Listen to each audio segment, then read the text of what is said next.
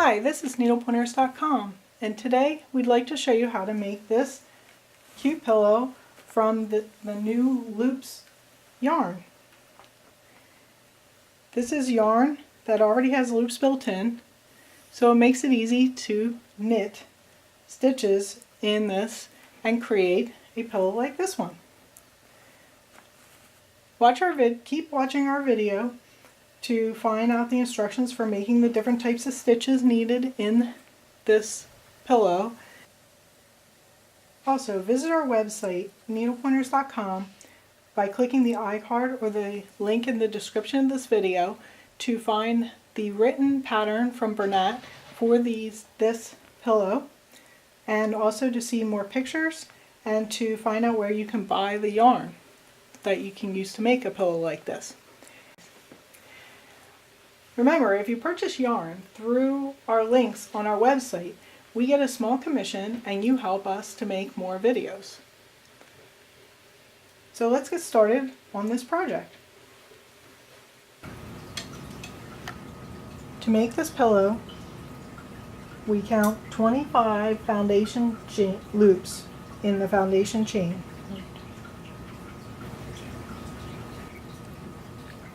So after counting the 25 chains or loops here, then we start with the stocking stitch or the knit stitch. And this pillow just alternates the stocking stitch with the garter stitch.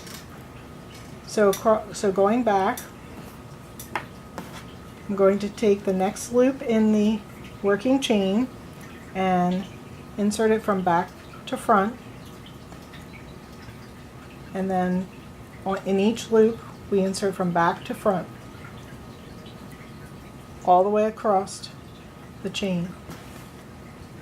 So we're taking each loop from the working chain, which is your working yarn, and putting it through the loop in the foundation chain, which is the loops that we just counted out. So continue all the way across like this. So here's my last loop in this row in my starting chain, and I'm going to put the loop through. And to make sure I didn't miss any loops, I can count how many I have. So I have 25 still, which means I didn't add or drop any loops. So our next row is considered the garter stitch, and instead of going from back to front, the only difference is we have the working chain in the front and we go from front to back. So I take my first chain in my work and the first chain in the working yarn, and I put the loop through from front to back.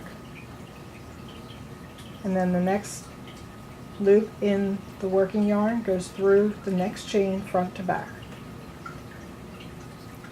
And again, front to back, all the way across, making sure you don't miss any of the loops, either in the working chain or working loops or in your project. And if you miss a loop, you just take it out and redo them. It's so quick. It doesn't take much to take it back out and redo the loops. Notice also that we always keep the same side facing us. We don't turn the work. As in regular knitting, you usually turn your work back and forth. In this, you do not turn your work. You just keep working. The front is always your right side facing you. So I'll continue to finish this row. So there, I finished this row. And it's good to pull all your loops up so that they're nice and laid out nicely so that you're ready for your next row. And also count to make sure you didn't skip a stitch. So for this pillow, we just continue alternating the stitches between the stocking stitch and the garter stitch. So the next row here will be to go from the back to the front again, all the way across, and then we go front to back to front, front to back. And the pattern says to do this until you have about 40 inches of length in your pillow. So I'm going to continue doing this until I have my 40 inches long. As you can see, I've been working on this pillow, and I have been doing the stockinette stitch and then the garter stitch back and forth until it's 40 inches long. The instructions say to keep going back and forth till it's 40 inches long, finishing with the stockinette stitch row. So my next step here is to bind off. In order to bind off, my tail in working yarn is this way.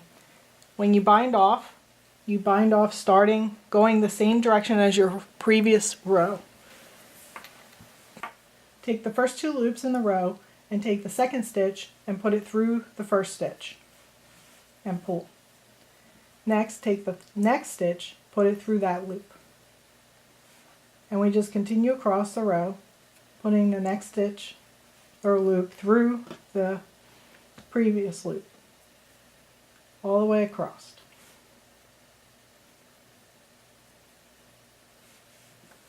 And you can see it makes a nice finished edge here. So here's the last 2 loops. I pull the last loop through, and then I cut off this loop to create a tail. I also want to cut off the working yarn because I'm done with that. So now I have this tail, and I can take a tapestry needle, which is a needle with a very large hole, opening eye, and thread that on to my needle. And then you would probably want to do this in the back, but we weave it in and out. Just put it through the previous stitches and pull it through. And that just holds it secure. It also hides the tail in your work, so you don't have a tail just hanging out. The next step for creating this pillow, in the instructions it says to cut a piece of the yarn 40 inches long, and then to cut open all of the loops to make one long strand.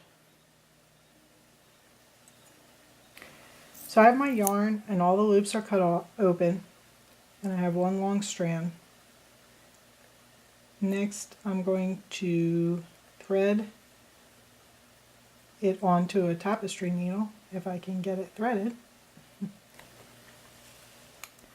Alright, I have my yarn threaded, and the instructions say to place your pillow right sides out, folding it in half. And then you're going to sew with your yarn and needle around 2 sides of your pillow. After that, we insert the pillow form into the pillow and then finish sewing it closed.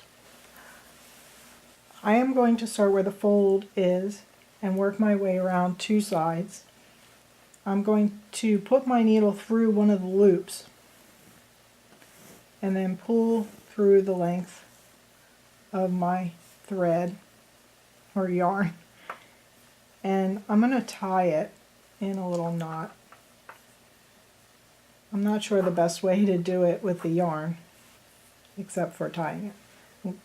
Now I'm tucking that inside the pillow because we don't want that knot sticking out of the pillow. And then I'm going to simply take my thread yarn I'm used to using thread. And we're going to go through the loops on the edge, along the edge. So I pulled it through, and I'm going to go through the next two loops.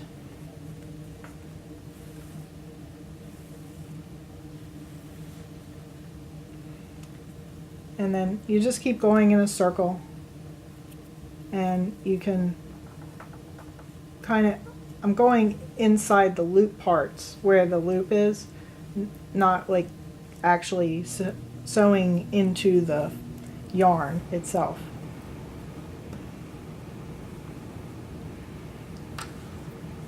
And it just keeps wrapping around.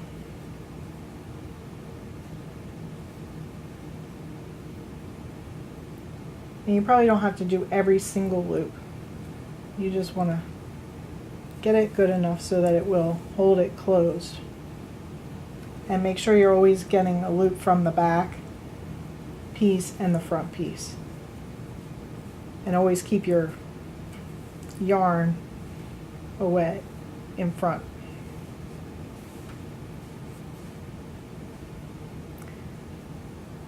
So I'll be back in a bit after I've sewn the two sides together.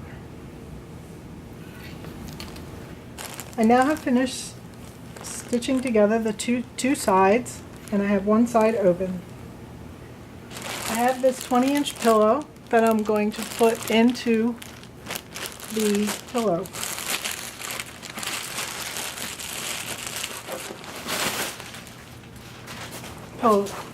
This is a good, nice pillow form. And I'll slide it in. I want to get the corner of the pillow form into the corners of my cover here. So I'm reaching in there too, and then I have the corner of the pillow I'm holding, and I can pull that to get it lined up right. So next, we'll just keep sewing along this side and sew the pillow form into the pillow. I'll be back in a few minutes. And here's the finished pillow. I think it turned out really cute. Looks the same on the front and the back. And it's all enclosed. The pillow form is all enclosed in there now.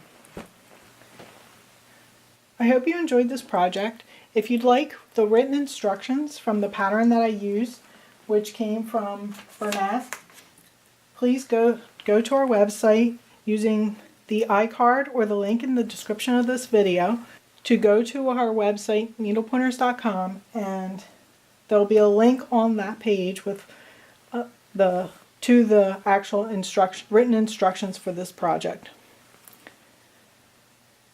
We'll also have more photos of the project so you can see it. You can keep up with us by subscribing to our YouTube channel and by following us on Facebook, Twitter, and Pinterest. Visit our website by clicking the iCard to find the links to follow us. If you're on Pinterest, pin our projects to your wall. This is a great way to keep track of your favorite projects. Visit our website, needlepointers.com, to find lots of crochet and knitting projects and tutorials.